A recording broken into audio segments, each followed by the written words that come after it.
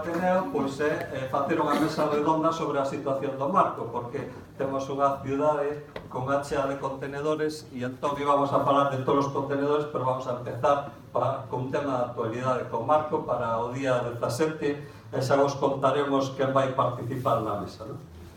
Entón, vos a contar unha pequeniña historia de por que cando empezamos a xuntarnos buscábamos de nombre a este tipo de asociación, entón anduvemos con varias posibilidades e ao final, pois, por que chegamos ao Ateneo? Pois, eso é bello, eso xa está pasado de moda, está. E entón chegamos á conclusión que a maneira mellor de identificarnos, e ali está Xaime Toxo do Ateneo de Pontevedra, é que o Ateneo é un foco de cultura, e o foco de cultura é o que pretendemos crear nós, e por eso ao final dixemos, pois nada, inda que sea bello, nós reivindicamos a cultura e reivindicamos o nome do Ateneo, porque a cultura nunca vai a pasar de moda, pase o que pase.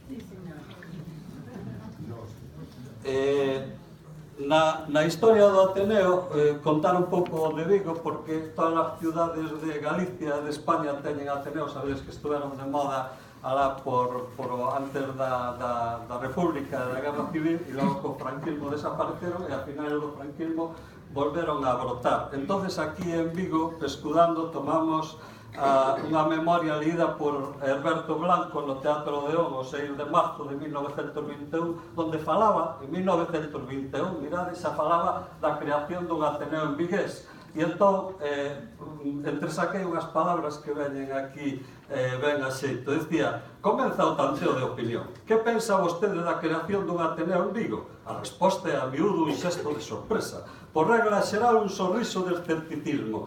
Ás veces unha gargallada de burla. Ninguén cree na posibilidade do proxecto. Ninguén cree nada, pero ao mesmo tempo desperta curiosidade. Hoxe vemos que desperta curiosidade. Asombro. Esta actitude nosa de franca disidencia coa realidade. E logo di o fundador, será en todo caso o Ateneo unha caixa de resonancia que leve até onde teña que chegar a vibración das necesidades do povo. Estamos falando do ano 1921, onde ainda non había nin moita educación e o Ateneo situábase para facer frente ao analfabetismo que había daquela.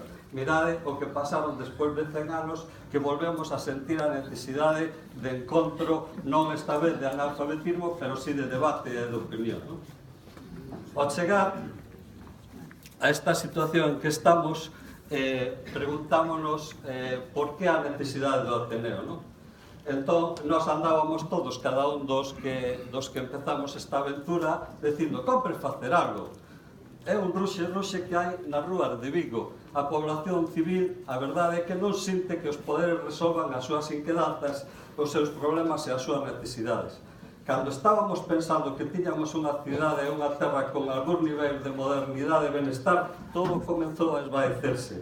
E hoxe atopámonos que a mocedade mellor preparada da nosa historia está emigrada e que a xeración máis dinámica dos 30 anos está ausente. Unha traxedia de verdad para a nosa terra e a nosa cidade. Estamos, nestes momentos, casi sen futuro. A nivel político estamos co síndrome de Estocolmo. Somos presos dunha situación onde estamos case sen capacidade de reacción. Daí a necesidade de xuntarnos e de facer este tipo de actividades. Ni siquiera temos memoria histórica da cidade, unha memoria de utilidade social e democrática que se viu desplazada por unha memoria de entretenimento e valor turístico que case podíamos chamar unha memoria de parque temático.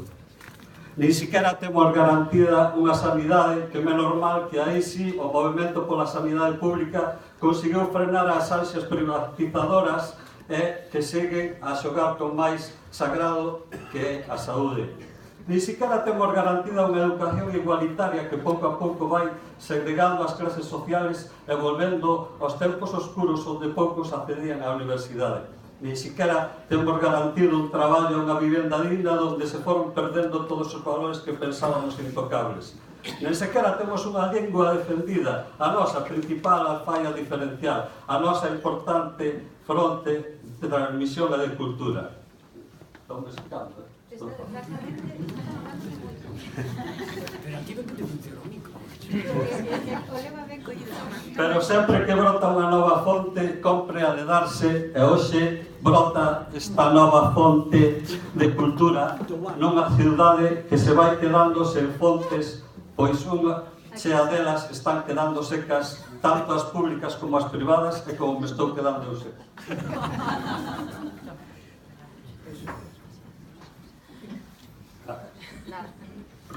Entón vou a facer unha enumeración que a todos vos resulta coñecido. A fonte do Cine Fraga, pechada. A fonte do Verbum, pechado case. A fonte da Casa das Artes, case seca. A fonte do Centro Galego de Fotografía, creo que case nunca tivo auga.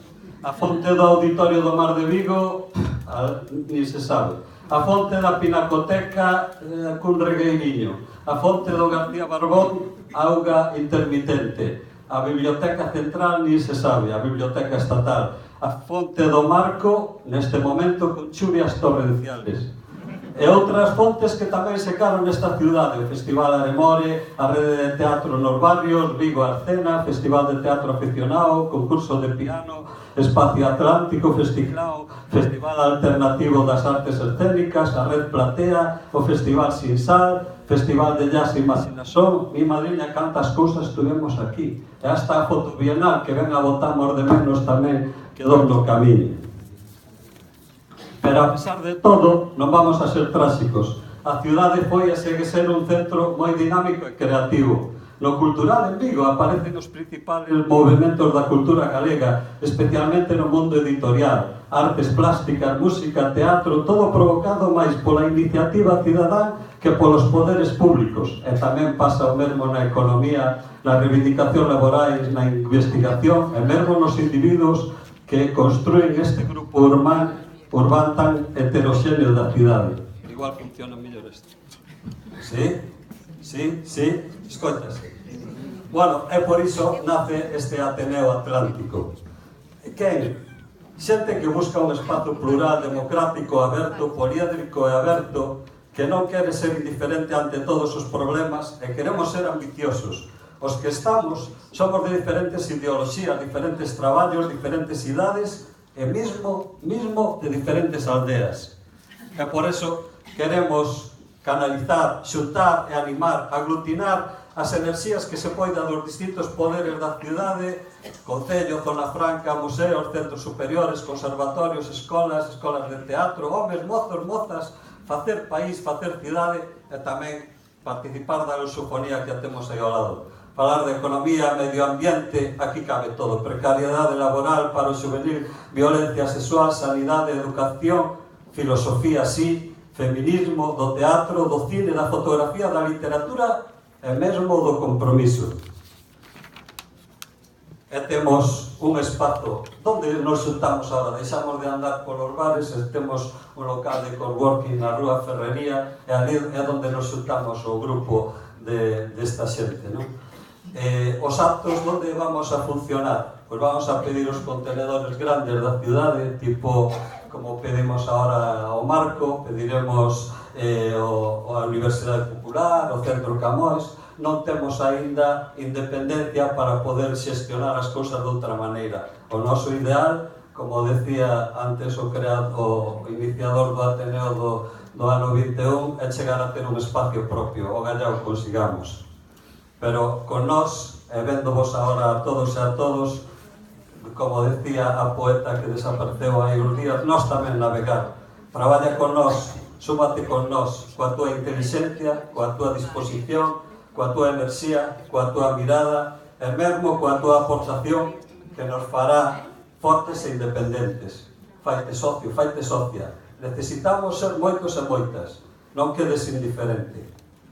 Fai unha resistencia activa e faite ateneísta, que é o que vai a ser os próximos días a maior parte da xente que aquí viñestes. Grazas a todos por vir.